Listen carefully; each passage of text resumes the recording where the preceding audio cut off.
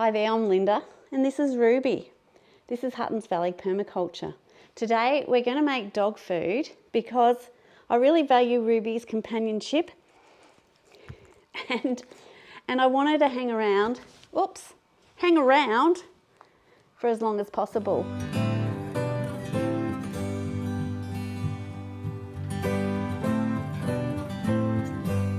So I want to feed her really good food, just like I'm feeding myself.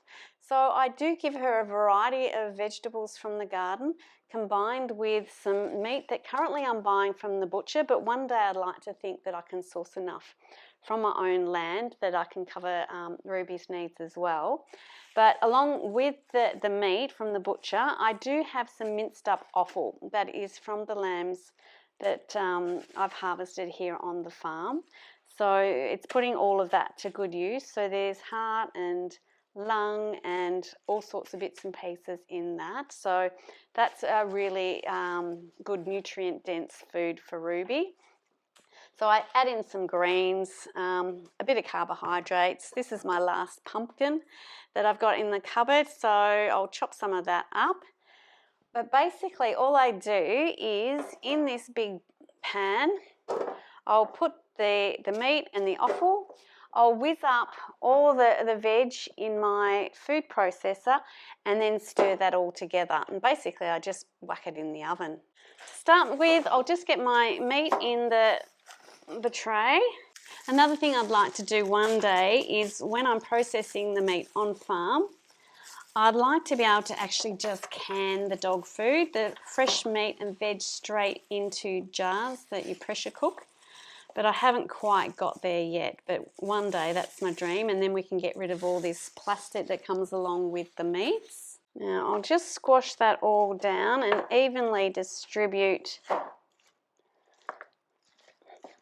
the offal. It is still a little bit frozen, but that doesn't matter. Now to get the veg ready, I'll just chop that up so that it can go into the food processor.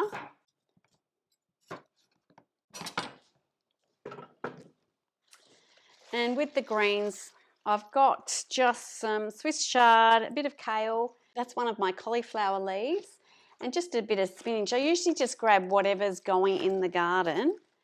With the other veg, I've got zucchini from last summer's garden that I've dehydrated and just rehydrated, so that will get whizzed up. This is my last pumpkin from the cupboard that needs to be used, so she can have a bit of that. With the greens, I'll just put some in to start with because the food processor doesn't like a whole pile all at once.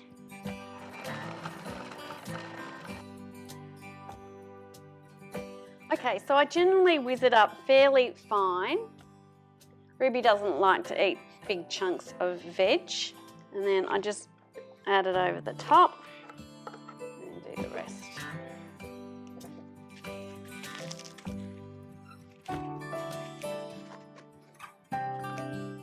I generally don't add your garlic or onion, any of the allium family for the dog food.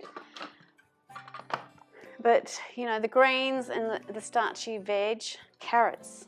I forgot the carrots. Okay, nearly forgot the carrots. I knew there was something orange missing.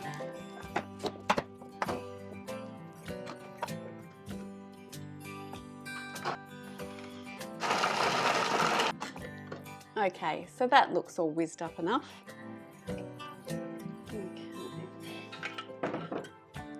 Okay, so that's all in there. Now all I need to add is a bit of liquid.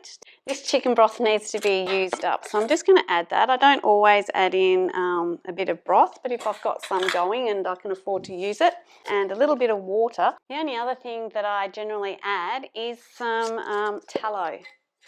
So I just like to know that Ruby's getting plenty of animal fat.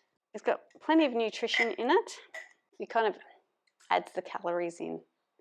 It's really important to me that Ruby gets really good nutrition.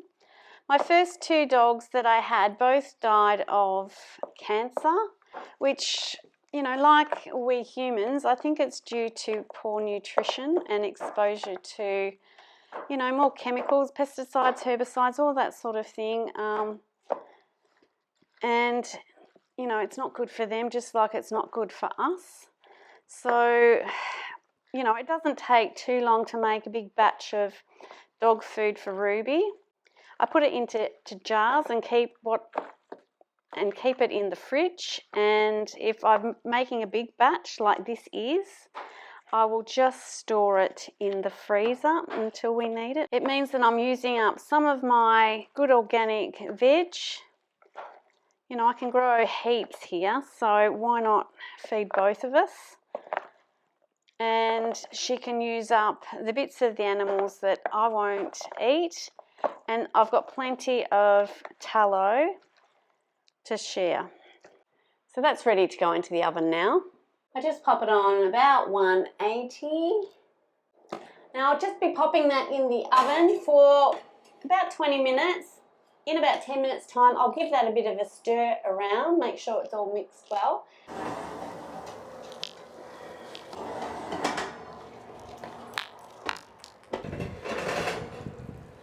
Okay, time's up and that's cooked enough. It just means the veggies are cooked down a little bit and the meat isn't really overdone. So I'm just going to set that out. We'll just let that cool for a bit and then I'll pop it into our jars. So that's looking good. It's all cooked through and the veggies look cooked through. I didn't want to really overdo the meat, but that's good to go. I'm just going to bottle it into these jars, which are freezer safe. I won't overfill them so that I can put them in the freezer. So that's all you need to pop in. It's just so much more nutritious for Ruby than the stuff you can buy. I've been making Ruby's food for her for a few years now and she's fit and healthy and I think she's really doing well with this good quality food. And she won't actually even eat the canned food anymore anyway. There we go. We'll give Ruby some dinner now. Good girl. Just clean up the rim a little bit before popping the lids on. I'll be leaving these jars to sit here and cool before putting in the fridge. Then once they're cool in the fridge, I'll be putting the excess into the freezer. There is another food that I make for Ruby as well, and that's liver treats. She really loves the liver treats. It's what gets her into bed at night and what gets her out of bed in the morning. She has a bit of a treat at both ends of the day. So I do make my own because it's a lot cheaper to do that, and it's often using up livers that the butchers would just chuck into the rubbish anyway. I used to be able to buy a whole beef liver. Well, I was given a whole beef liver for nothing back when I started, but the livers now are about $3 a kilo. So this beef liver that I just got was a huge 8-kilo liver. So what I do cut it up into pieces and then freeze them on these trays that I reuse. And then I just do a piece at a time. And I'm just going to do some now. So basically I just slice this fairly thinly. And then it just goes into the dehydrator. You can pay just an absolute fortune for these. And it doesn't take long to make your own. Liver has so many good nutrients in it that it's a really good treat. You find a lot of the commercial treats for dogs have a lot of grains in them. And I don't think our pets need to be eating all those grains, just like we shouldn't be eating too much in the way of grains for our health. And I think you can make your own little treats that are so much better and so much healthier for our animals. When I do take it out of the freezer, I don't thaw it completely. This is still a little bit hard, which makes it easier to slice through. If you don't get it that thin, that doesn't matter. You just probably need to leave it in your dehydrator a little bit longer. I mean, none of these pieces are even, so I'll just leave it until the thickest pieces have dehydrated.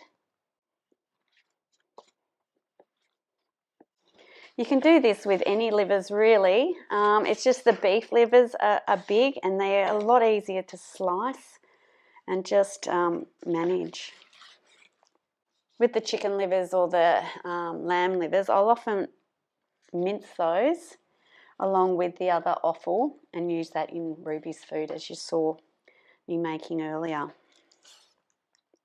All right, so that's all you need to do, and then I just load up my dehydrator, give it all plenty of space. See, that's quite thick there, so I might just thin that down a bit. You can just sort of fan open some of them.